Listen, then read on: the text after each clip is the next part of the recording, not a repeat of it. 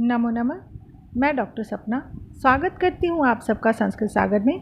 हार्दिक अभिनंदन करती हूँ। आज की अपनी इस प्रस्तुति में मैं महाकवि भास की रचनाओं पर थोड़ी चर्चा करूँगी। तो आइए विषय वस्तु को प्रारंभ करते हैं। अद्भुत नाटककार की संज्ञा से अलंकृत आद्य नाटककार महाकवि भास अपने कवित्व से जितने श्रद्धास्पद हैं उतने ही अपने व्यक्तित्व और कृतित्व से विवादास्पद।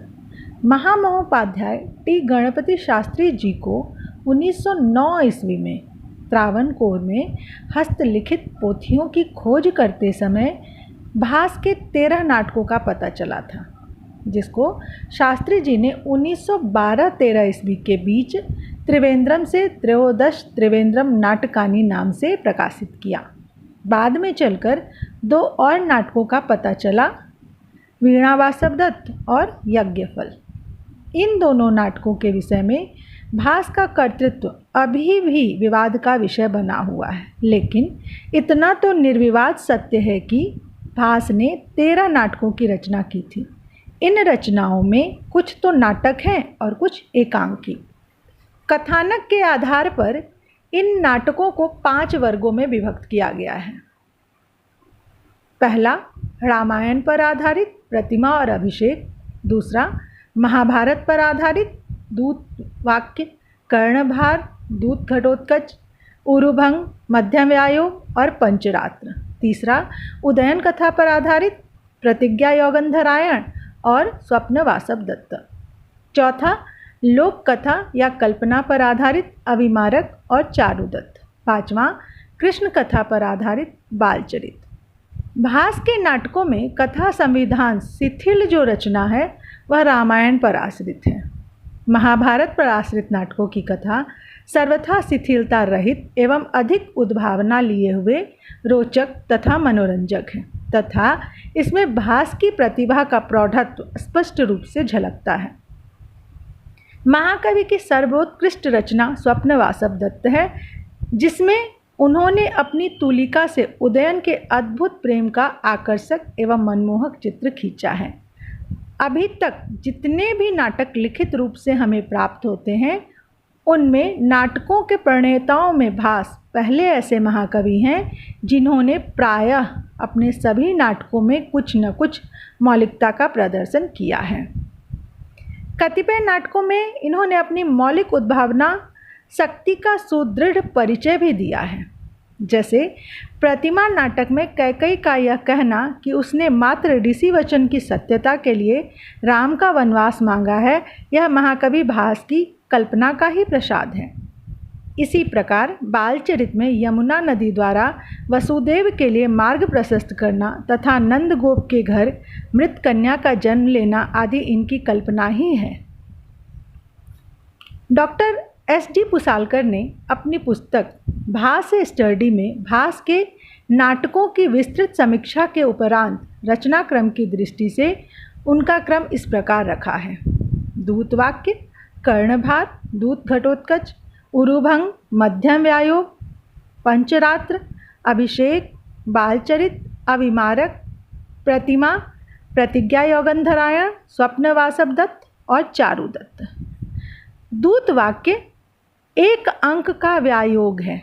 इसमें महाभारत के विनाशकारी युद्ध से बचने के लिए पांडवों का दूत बनकर कृष्ण का कौरवों के पास जाना तथा संधि प्रस्ताव उनके समक्ष रखने की घटना का वर्णन है।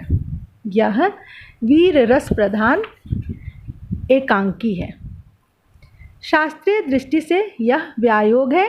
इसमें स्त्री पात्रों का सर्वथा अभाव है। कृष्ण का दूत बनना इस नाटक के नामकरण की सार्थकता को सिद्ध करती है। कर्णभार, महाभारत के पात्र दानवीर कर्ण की कथा पर आधारित कर्णभार एकांकी में कर्ण का चरित्र वर्णित है। महाभारत के युद्ध में द्रोणाचार्य की मृत्यु के बाद कर्ण को सेनापति बनाया जाता है। सेनापति जैसे महत्वपूर्ण पद पर कर्ण आसीत होते हैं। कर्ण के कंधों पर इतने महत्वपूर्ण पद का भार है। शायद इसी कारण इस एकांकी का नाम भी कर्णभार है। इसमें कवि ने घटनाओं की सूचना कथोपकथन के माध्यम से देकर नाटकीयता की रक्षा की है। यद्यपि इसका वर्ण विषय युद्ध और युद्ध भूमि है, तथापि इसमें वीर रस की अपेक्षा करुण रस का ही प्राधान्य है। दूत घटोत्कच महाभारत के पात्रों को आधार बनाकर दूत घटोत्कच में महाकवि भास द्वारा एक नवीन कथा कही गई है। इसमें हिडिंबा पुत्र घटोत्कच द्वारा जयद्रथ के पास जाकर दौत्य कर्म करने का वर्णन है। अर्जुन द्वारा जयद्रथ के वध की प्रतिज्ञा करने पर श्री कृष्ण के आदेश से घटोत्कच धृतराष्ट्र के पास जाता है तथा युद्ध के भयंकर परिणाम की ओर उनका ध्यान आकृष्ट करता है। यहाँ घटोत्कच के दूत बनकर जाने के कारण ही इस एकांकी का नाम दूत घटोत्कच रखा गया है। इस एकांकी में वीर एवं करुण रस का मंजुल सम्मिश्रण है तथा यह सच्चे अर्थों में नाटककार की स्वतंत्र कल्पना है। उरुभंग यह महाकवि की उत्कृष्ट एकांकी है। महाभारत की कथा के आधार पर इसमें भीम द्वारा दुर्योधन के उरुभंग की कथा वर्णित है। कुरु राजपुत्र दुर्योधन एवं महाबली भीमसेन के गदा युद्ध के वर्णन में करुण एवं वीर रस व्याप्त हैं। यहाँ कवि ने दुर्योधन के चरित्र को प्रखर एवं उज्ज्वल बताया है। उसके चरित्र में वीरता के अतिरिक्त विनयशीलता भी दिखलाई है, जो सर्वथा भास की नवीन कल्पना है। दुर्योधन एवं भीम के गदा युद्ध पर इस एकांकी की कथा वस्तु केंद्रित है, अतः इसका नामकरण भी सर्वथा सार्थक एवं समीचीन है। कथानक के अंत में दुर्योधन की जंघाओं को भंग करना दिखाया गया है। संभवतः यह संस्कृत साहित्य का एकमात्र दुखांत नाटक है। मध्यम व्यायोग यह रूपक दो शब्दों के योग से बना है, मध्यम और व्यायोग। इसमें भीम तथा हिडिंबा की प्रणय कथा तथा घटोत्कच द्वारा सताए गए एक ब्राह्मण को भीम के द्वारा मिली मुक्ति का वर्णन है। घटोत्कच अपनी माता हिडिंबा के आदेश से एक ब्राह्मण को सताता है।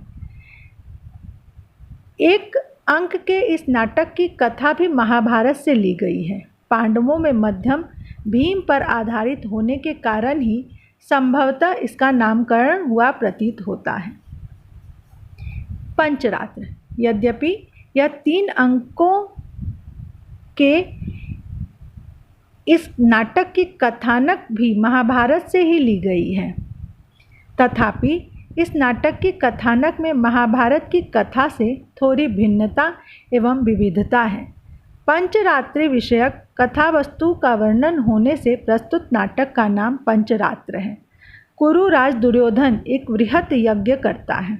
यज्ञ पूरा होने पर आचार्य द्रोण से यज्ञ दक्षिणा लेने की बात करते हुए दुर्योधन उन्हें मुँह मांगी दक्षिणा देने को तैयार हो जाता है। द्रोण दुर्योधन से पांडवों को आधा राज्य देने का अनुरोध करते हैं, लेकिन दुर्योधन पंचरात्रि के अंदर पांडवों का पता लग जाने पर ही राज्यार्ध पांडवों को देने की शर्त रखता है। द्रोणाचार्य शर्त स्वीकार कर लेते हैं और पांडवों का पता लगाने हेतु राजा विराट की राजधानी पर गायों के लिए आक्रमण करते हैं, जिसकी रक्षा के लिए राजकुमार उत्तर कौरवों के साथ युद्ध करते हैं। युद्ध में उत्तर की सहायता पांडव करते हैं, जिससे उत्तर विजयी होता है और पांडव प्रकट हो जाते हैं। भीष्म की प्रेरणा से द्रोण कहते हैं कि अभी पंचरात्रि की अवधि समाप्त नहीं हुई है, अतः दुर्योधन को अपनी प्रतिज्ञा पूरी करनी चाहिए। दुर्योधन पांडवों को राज्यार्थ देने की घोषणा करता है और द्रोण अत्यंत प्रसन्न होते हैं। अतः इस नाटक का नामकरण पंचरात्र सार्थक एवं समीचीन प्रतीत होता है। अभिषेक महाकवि भास विरचित अभिषेक नाटक में 6 अंक हैं। इसकी कथा वस्तु का आधार वाल्मीकि रामायण के किष्किंधा कांड से प्रारंभ होकर लंका कांड के उत्तरार्ध तक की कथा है। अभिषेक नाटक में राम के द्वारा बाली का वध तथा सुग्रीव का अभिषेक, हनुमान के द्वारा सीता की खोज, राम और रावण के बीच भीषण युद्ध जिसमें रावण का मारा जाना, सीता की अग्नि परीक्षा के बाद राम का अयोध्या लौटना तथा राम के राज्याभिषेक आदि का वर्णन है। सुग्रीव और राम इन दोनों के राज्याभिषेक की घटना की प्रधानता के कारण इस नाटक का नाम अभिषेक रखा गया है। बालचरित महाकवि भास की अन्यतम कृति बालचरित है। संस्कृत साहित्य में संभवतः यह एकमात्र कृति है जो कृष्ण की बाल लीलाओं पर आधारित है और शायद यही कारण है कि इसका नाम बालचरित है। 5 अंकों के इस नाटक में श्री कृष्ण की बाल लीलाओं का अंकन बहुत ही सुंदर ढंग से किया गया है तथा इसकी सबसे बड़ी विशेषता है श्रृंगार रस का सर्वथा अभाव। इसमें बालक कृष्ण के जन्म से लेकर कंसवध के उपरांत उग्रसेन के राज्याभिषेक के अनंतर पुनः वृष्णि राज्य की प्रतिष्ठा होने तक की कथा वर्णित है। अविमारक 6 अंकों के इस रूपक की कथा कवि कल्पित है।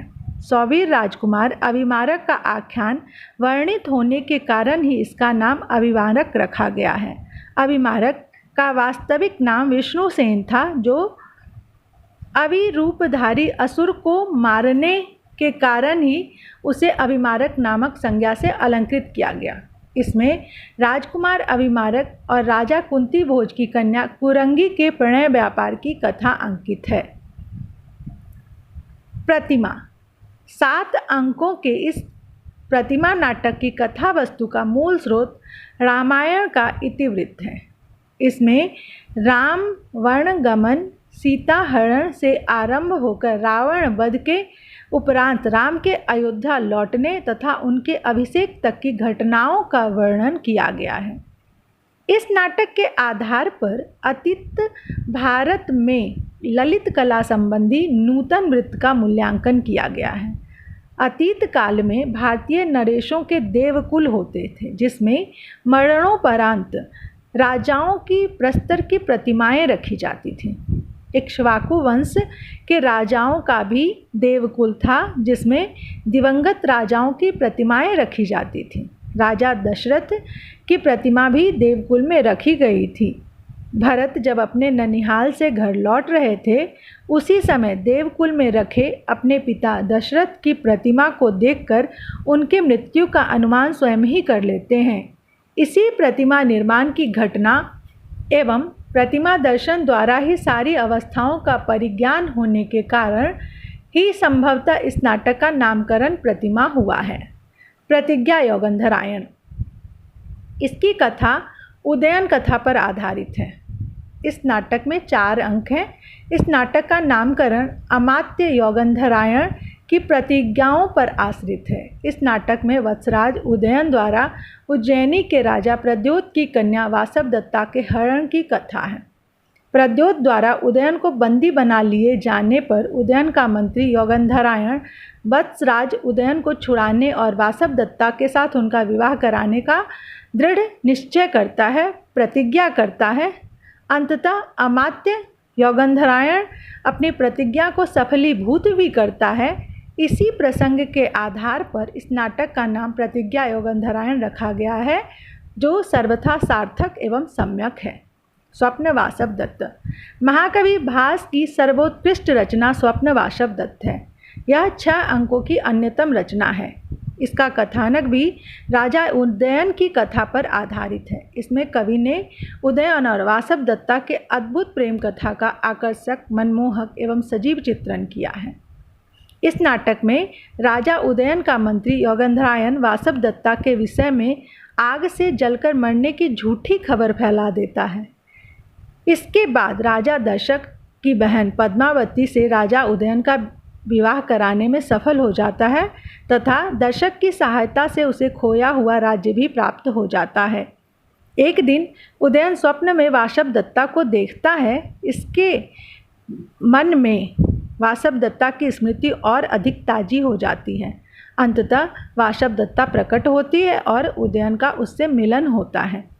प्रस्तुत नाटक स्वप्न में वासवदत्ता को देखने के कारण ही इस नाटक का नाम स्वप्नवासव दत्त पड़ा, जो सर्वथा उचित एवं अनुकूल है।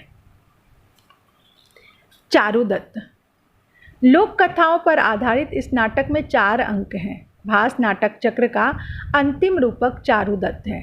इसमें एक गरीब ब्राह्मण चारुदत्त और प्रसिद्ध गणिका वसंत सेना के पवित्र प्रेम का अद्भुत एवं मनमोहक चित्रण कवि के द्वारा किया गया है। राजा का साला शकार वसंत सेना को चाहता है, लेकिन वसंत सेना उसे पसंद नहीं करती है। एक रात शकार और विट बसंत सेना का पीछा करता हुआ चारुदत्त के घर के पास पहुंचता है। चारुदत्त रदनिका समझकर उसे दुपट्टा दे देता है। इसी दिन से दोनों में प्रेम हो जाता है। दरिद्र चारुदत्त के साथ बसंत सेना के उदात्त प्रेम का चित्रण इस नाटक में बड़ी मार्मिकता के साथ किया गया है। इस रूपक की समस्त घटनाएं विप्र पुत्र आर्य चारुदत्त के कृत्यों पर ही अवलंबित है। इसी कारण इस नाटक का नामकरण भी विप्र चारुदत्त के नाम पर हुआ है। ऐसी मान्यता है कि नाटक के पूर्ण होने से पहले ही भास का देहावसान हो गया, परंतु उन्होंने ही मृच्छकटिक जैसी उत्कृष्ट रचना के लिए विस्तृत भूमिका प्रदान की है। चारुदत्त प्रकरण अपूर्ण होने पर भी नाट्य कला से समृद्ध है। इसमें श्रृंगार रस का सम्यक पोषण ब्राह्मण का गणिका के प्रति स्नेह दिखलाकर किया गया है। भास ने अनेकों क्षेत्रों से कथा सूत्रों को ग्रहण कर उसमें अपनी कल्पना का रंग भरकर नाटकों की रचना में अपनी बहुमूल्य प्रतिभा का परिचय दिया है। यद्यपि इनके नाटकों की कथा वस्तु विविध क्षेत्रों से संकलित है, तथापि यह विविधता ही इनकी प्रतिभा की मौलिकता को व्यक्त करती है। वैसे तो इनके अधिकांश नाटक रामायण, महाभारत तथा पौराणिक कथाओं पर आधारित है, फिर भी इनमें नाटककार की अपनी मौलिक कल्पना का प्रभाव अधिक दृष्टिगोचर होता है। इस प्रकार मैंने अपनी इस प्रस्तुति में महाकवि भास के 13 नाटकों का संक्षिप्त परिचय देने का छोटा सा प्रयास किया है। बहुत बहुत धन्यवाद।